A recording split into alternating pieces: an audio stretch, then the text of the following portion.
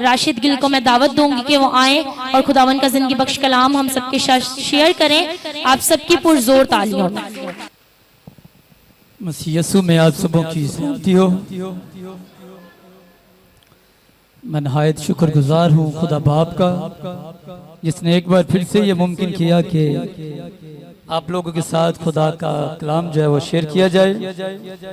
उसके बाद खुदा के खादम पास्टर आर्नेस्ट जॉन गिल साहब का, जिन्होंने ये जिम्मेदारी मेरे सुपुर्द लगाई कि मैं आप लोगों के साथ खुदा के कलाम को शेयर करूं। तो मैं चाहूंगा कि एक दफ़ा हम खुदा के पाक रूह के लिए जोरदार ताली बजाएंगे सब।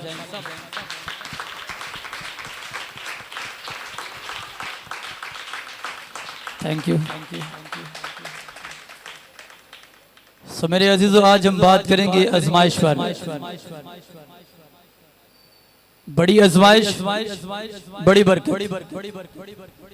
आज का जो हमारा मजमून है, जिस पर हम बात करने वाले हैं और जिसके मुतालिक हम सीखने वाले हैं, वो मजमून है बड़ी आजमाइश, बड़ी बरकत। यानी कि जितनी बड़ी आपकी आजमाइश होगी उतनी बड़ी आपकी बरकत होगी।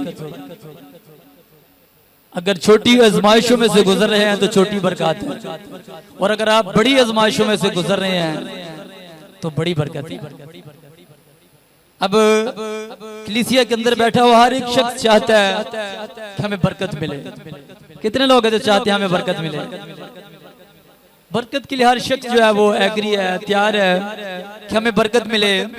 लेकिन बरकत को हासिल करने के लिए कुछ प्रोसेस है जिनमें से हमें गुजरना पड़ता है, और हर एक चीज को हासिल करने के लिए उसके कुछ स्टेप हैं, उसके कुछ कवानीन हैं। उन कवानीन में से गुजर कर हमें उस चीज को हासिल करना पड़ता है। अब मैट्रिक की डिग्री हासिल करने के लिए पहले हमें उसके जो पहली की क्लासें हैं, 9 क्लासें जो हैं, उनको पास करना पड़ता है। फिर उसके बाद जाके हमें मैट्रिक की जो डिग्री है वो हासिल होती है। यानी कि 9 साल हमने आजमाइश में गुजारने, फिर जाकर हमने उस डिग्री को हासिल करना है। तो इसी तरह मेरे हर शख्स चाहता है कि हमारे पास घर हो, खुदा की बरकतें हो, हम सेहत और तंदुरुस्ती में रहें, अच्छा घर हो, अच्छी गाड़ी हो, अच्छा माहौल हो। लेकिन इन सब को करने के लिए, हासिल करने के लिए कुछ प्रोसेस हैं, कुछ शराइत हैं जिन पर हम अमल करना हमारे लिए बड़ा जरूरी है। उसके बगैर कुछ नहीं हो सकता। तो बाइबल मुकद्दस में अगर हम देखते हैं आजमाइश के मुतालिक, तो मेरे अजीजों पैदाइश की किताब को हम देखेंगे, उसका 22वां बाब पहली आयत। और यहाँ पर जब मेरे अजीजों हम देखते हैं तो लिखा है, इन बातों के बाद यूं हुआ कि खुदा ने इब्राहिम को आजमाया और उसे कहा, क्या इब्राहिम? उसने कहा, मैं हाजिर हूँ। तब उसने कहा कि तू अपने बेटे इसहाक को, जो तेरा इकलौता है और जिसे तू प्यार करता है, साथ लेकर मोरिया के मुल्क में जा और वहां से पहाड़ों में से एक पहाड़ पर, जो मैं तुझे बताऊंगा, सुख्तनी कुर्बानी के लिए चढ़ा। कलाम मुकद्दस का पढ़ा और सुना हम सब के लिए बायस बरकत हो। सब बोले आमीन। अच्छा, थोड़ा इको कम कर दें ताकि मेरी आवाज जो है वो आसानी से समझ सकें। अच्छा, यहाँ पर जब मेरे अज़ीज़ इब्राहिम के बारे में देखते हैं तो आप सब बखूबी इब्राहिम के बारे में जानते हैं। और यहाँ पर देखें मेरे अजीजों, एक शख्स है, पहले तो उसके पास औलाद ही नहीं है, पहले उसके पास औलाद ही नहीं है। खुदा सालों पहले उससे, इब्राहिम से जो है वो वादे कर रहे हैं कि मैं तुझे औलाद दूंगा, लेकिन मेरे अजीजों उसके पास औलाद नहीं है।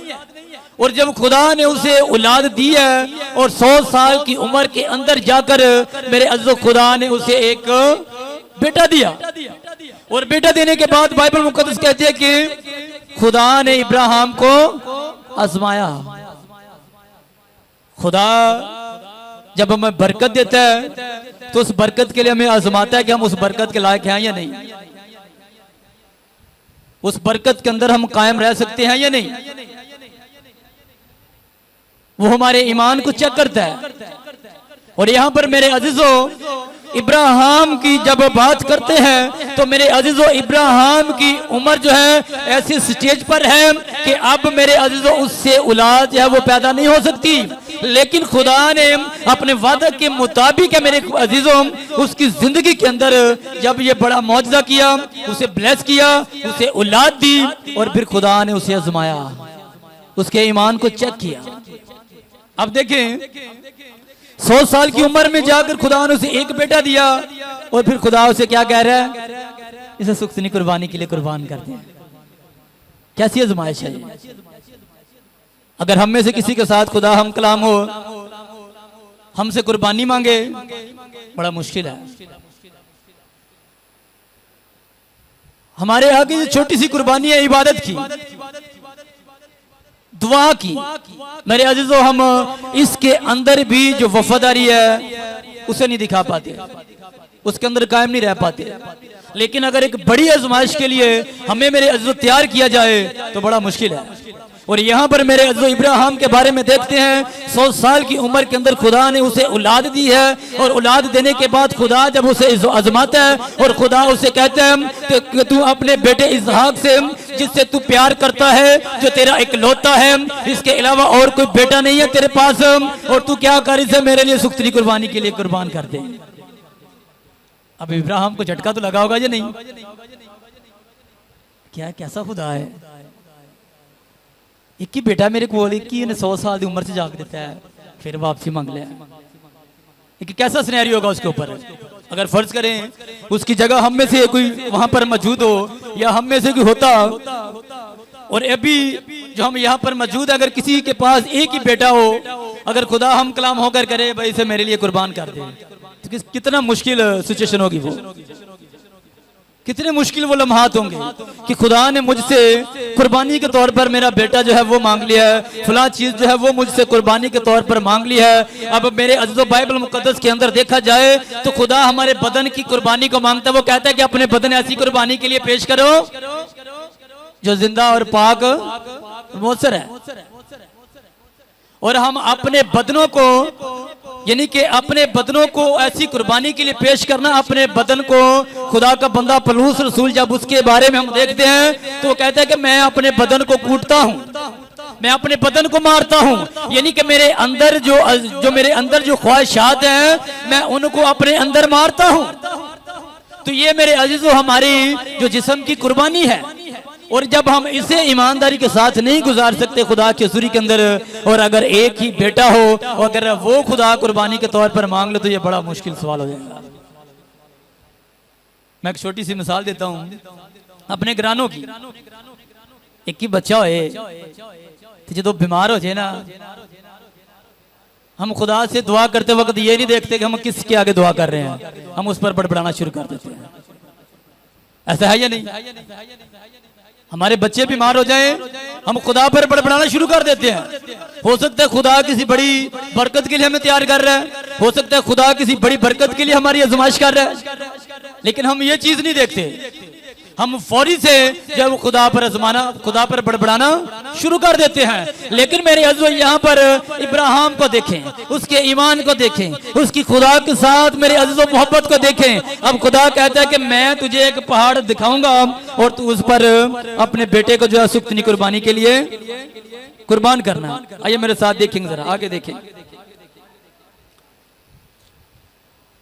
तीसरी आयत को देखते हैं। तब इब्राहिम ने सुबह सवेरे उठकर अपने गधे पर 4 जमाकसा और अपने साथ 2 जवानों और अपने बेटे इसहाक को लिया और सुख्तनी कुर्बानी के लिए लकड़ियां चीरी और उठकर उस जगह को जो खुदा ने उसे बताई थी रवाना हुआ। तीसरे दिन इब्राहिम ने निगाह की और उस जगह को दूर से देखा। कितने दिन का सफर था? कितने दिन का सफर है? 3 दिन का सफर। अब 3 दिन का सफर ठहराने की भी कोई कुछ वजह थी। हो सकता है 3 दिन के अंदर ये सफर कर रहा है, दिन भी सफर कर रहा है और रात भी सफर कर रहा है। हो सकता है इब्राहिम के दिल के अंदर ऐसा ख्याल आ जाए कि मैं अपने बेटे को क्यों खुदा के लिए कुर्बान करूं। ये भी एक बहुत बड़ी आजमाइश थी। अब 3 दिन और 3 रात मेरे अजीजों वो रास्ते में सोचता होगा कि खुदा ने कौन सी कुर्बानी मुझसे मांग ली है।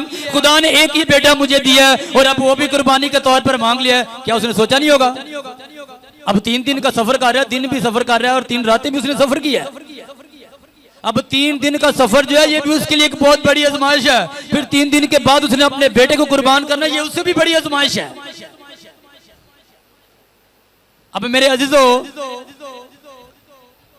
अब इब्राहिम की और खुदा की मोहब्बत को मेरे अजीजों देखें। और मैं जब इन पर स्टडी करता हूं और मैं जब भी इस पर स्टडी करता हूं मैं तब भी बड़ी बरकत पाता हूं इसके लिए।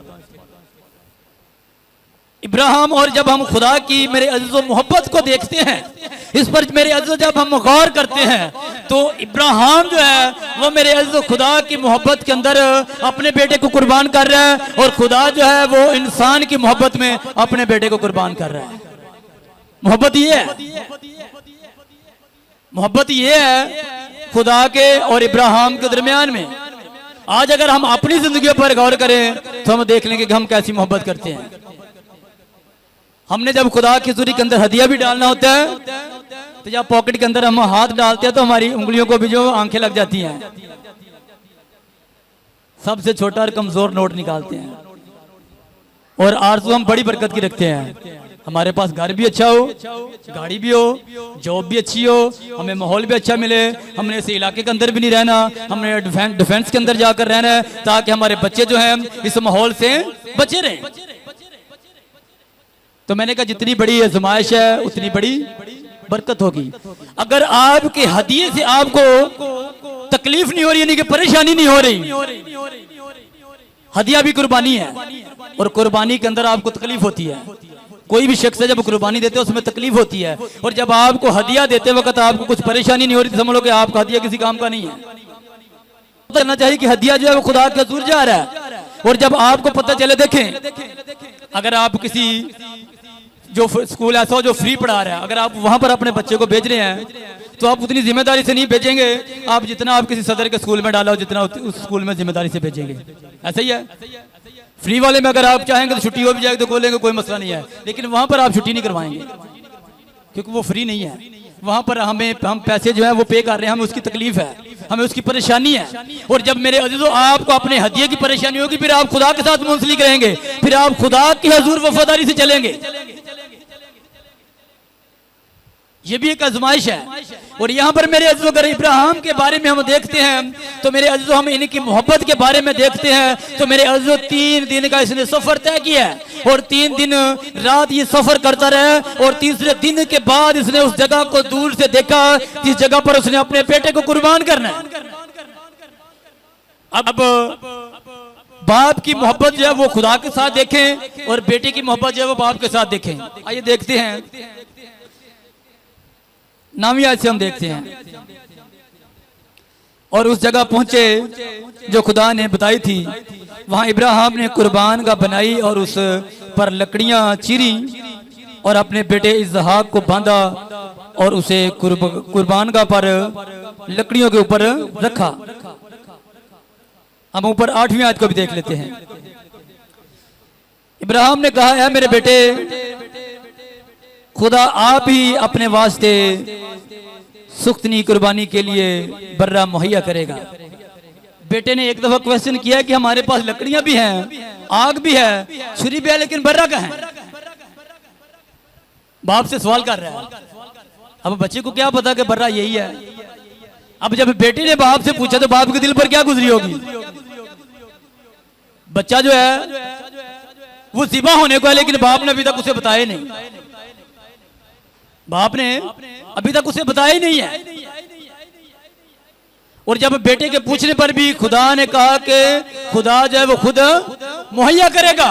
और आगे मेरे अज़ीज़ जब देखें हम 11वीं आयत के अंदर, तब खुदा के फरिश्ता ने यानी कि जब इब्राहिम ने अपने बेटे को मेरे अजीजों उन लकड़ियों पर रख दिया, जब इब्राहिम ने अपने बेटे को बांधा और उस पर छुरी चलाने के लिए मेरे अजीजों अपने हाथों को उठाया, और मेरे अजीजों खुदा का जो रद्द अमल है हम वो देखते हैं कि खुदा जो उसके साथ हम कलाम हुआ वो गुफ्तगू कैसी थी। आइए देखेंगे बाइबल मुकद्दस में। तब खुदावंद के फरिश्ता ने उसे आसमान से पुकारा, इब्राहिम इब्राहिम। उसने कहा मैं हाजिर हूं। फिर उसने कहा कि तू अपना हाथ लड़के पर ना चला, तो अपना हाथ लड़के पर ना चला और ना उससे कुछ कर, क्योंकि मैं अब जान गया हूं कि तू खुदा से डरता है, इसलिए कि तूने अपने बेटे को भी जो तेरा इकलौता है मुझसे दरेग ना किया। क्या बात है। खुदा ने कहा कि मैं अब जान गया हूं, मैं अब मान गया हूं कि तू मुझसे ज्यादा किसी और चीज से प्यार ही नहीं करता।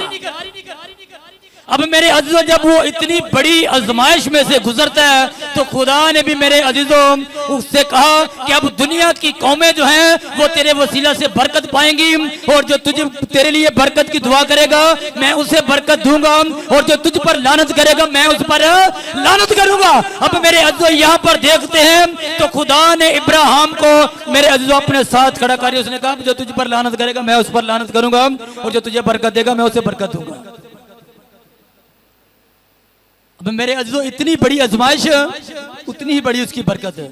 दुनिया की कौमें जो हैं उसके वसीला से बरकत पाएंगी और बरकत पा रही हैं। अब हम दुआ करते हैं इब्राहिम, इसहाक और याकूब के खुदा। उसने खुद कहा कि मैं इब्राहिम और याकूब का खुदा हूं। इन तीनों की जिंदगी का आप सर्वा करके देखें, बड़ी बड़ी आजमाइशों के पहाड़ हैं जिनमें से गुजरे हैं। ये आम लोग नहीं है।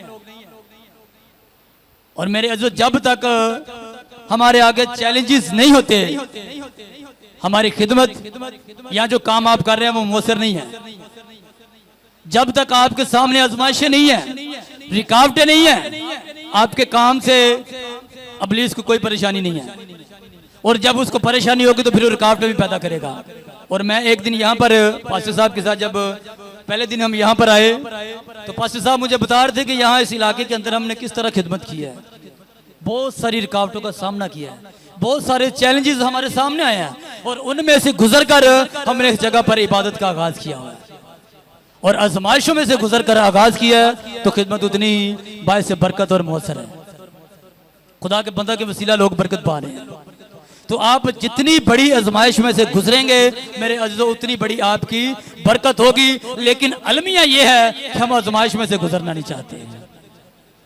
हम पर जरा सी आजमाइश आए तो हम बड़बड़ाना शुरू कर देते हैं। अब देखें जब बनी इसराइल को खुदा मिस्र की गुलामी से निकाल कर लाया तो कितने दिनों का सफर था, तो कितने सालों में तब्दील हो गया? सिर्फ बड़बड़ाने की वजह से, बड़बड़ाने की वजह से। अब 40 दिनों का सफर जो है वो 400 साल के अंदर मेरे अजीजों तब्दील होगा। यानी कि एक दिन के पीछे एक साल जो है वो बढ़ गया। कब? बड़बड़ाने पर। और हमारी जिंदगी के अंदर भी ऐसा होता है, जब हमारी जिंदगी के अंदर मेरे अजीजों आजमाइश आती है, हम बरकत लेने की बजाय हम लानत जो है वो रिसीव कर लेते हैं। खुदा हमें बरकत के लिए तैयार कर रहा होता है, लेकिन हम जो है वो मेरे अजीजों बड़बड़ा कर खुदावंद के आगे बड़बड़ा कर मेरे अजीजों हम लानत को जो है वो रिसीव कर लेते हैं। और बनी इस्राइल ने भी ऐसे किया। अब वहां पर खुदा की मोहब्बत देखी, बात बड़ी काबिल गौर है। आप सब मौजूद है? Hallelujah hallelujah. वो खुदा पर बड़बड़ाए और खुदा ने एक दिन के पीछे एक साल उनका बढ़ा दिया। लेकिन वहां पर फिर खुदा की मोहब्बत देखें। बाइबल मुकद्दस के अंदर लिखा है कि इतने सालों के अंदर ना तो उनकी जूतियां टूटी, ना पुरानी हुई, ना उनके कपड़े फटे, ना पुराने हुए। क्या बात है। हालेलुया। ये खुदा की मोहब्बत है। जुतियां पुरानियां नहीं हो रही, कपड़े ही नहीं पुराने हो रहे। 40 साल तक चलते रहे। ये खुदा की मोहब्बत है। जब हम आजमाइशों में से गुजरते हैं, जब हम आजमाइशों के अंदर कायम रहते हैं, इसलिए मेरे अज़ीज़ जब हम यकूब के खत को पढ़े तो वहां पर लिखा है कि आजमाइश का अपना पूरा काम करने दो। हम आजमाइश को मेरे अज़ीज़ पूरा काम करने नहीं देते, उससे पहले हम बड़बड़ाना शुरू कर देते हैं, हम बरकत की बजाय लानत जो है वो खरीद लेते हैं। इसके अलावा एक और हम वाकया देखेंगे, उसके बाद हम वाइंड अप करेंगे। जब मेरे अज़ीज़ों इसके अलावा हम अय्यूब की बात करते हैं, अय्यूब का पहला बाप निकालिएगा, चंद आयतों पर हम बात करेंगे, उसके बाद हम वाइंड अप करेंगे। अय्यूब पहला बाप उसकी पहली आयत में लिखा है, और उसकी सरजमीन में अय्यूब नाम एक शख्स था, वो शख्स कामिल और रास्तबाज था और खुदा से डरता और बदी से दूर रहता था। उसके यहाँ 7 बेटे 3 बेटियां पैदा हुए। उसके पास 7,000 भेड़े, 3,000 ऊंट, 500 जोड़ी बैल और 500 गदियां और बहुत सारे नौकर चाकर थे। ऐसा कि अहले मशरक में वो सबसे बड़ा आदमी था। क्या था? सबसे बड़ा आदमी था। और आप सब इसके वाकये से बखूबी वाकिफियत रखते हैं। एक ही झटके के अंदर इसे सब कुछ छीन लिया गया।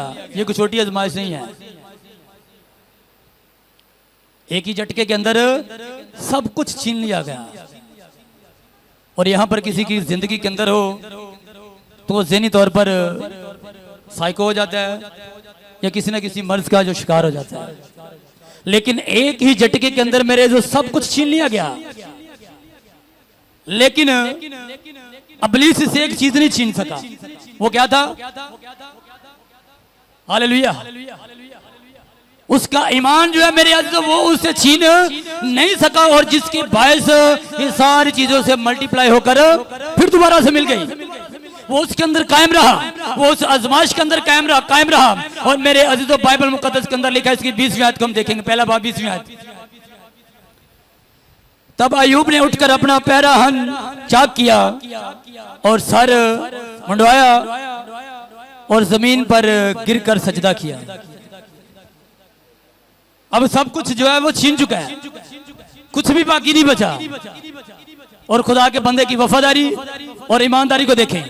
लिखा है कि वो जमीन पर गिरा और खुदा को सजदा किया और कहा, नंगा मैं अपनी माँ के पेट से निकला और नंगा ही वापस जाऊंगा। खुदावन ने दिया और खुदावन ने लिया, खुदावन का नाम मुबारक हो। इन सब बातों में अय्यूब ने ना तो गुनाह किया और ना खुदा पर बेजा काम का ऐब लगाया। ये वफादारी है, ये मोहब्बत है, ये ईमानदारी है। मेरे अजीजों, इतना कुछ छिन जाने के बाद खुदा का बंदा फिर उसे मुबारक कह रहा है। ये मोहब्बत है।